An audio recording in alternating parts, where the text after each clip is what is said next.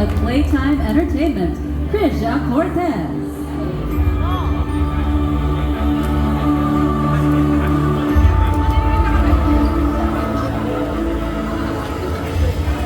Nakakaiyak naman. Maraming salamat po, MMFF.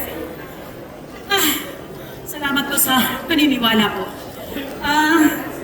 Person with Down syndrome, persons with disabilities, you made history tonight.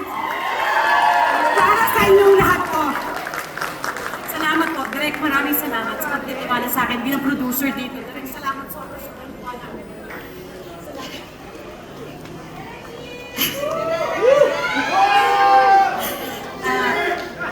Mic test.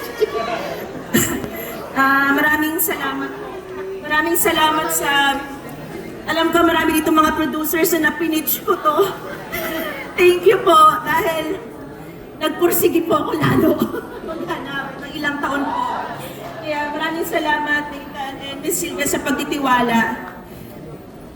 Kahit isang tao lang sana maniwala sa kanila, sana magtuloy-tuloy na. Kaya I'm very, very grateful po dito sa project na ito. Para siyang thesis ko. Nakagraduate na ako, Diyos ko.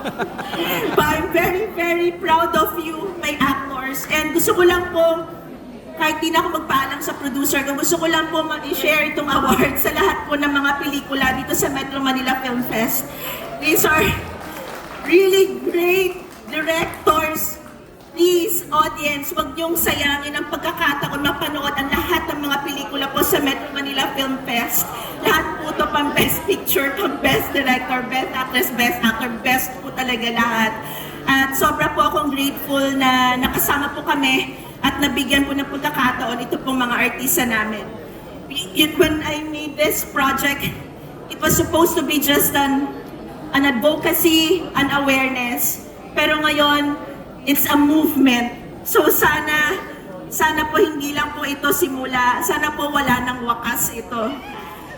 Let them be seen, be heard, and please include them, mga directs. So, yun po. Maraming salamat po.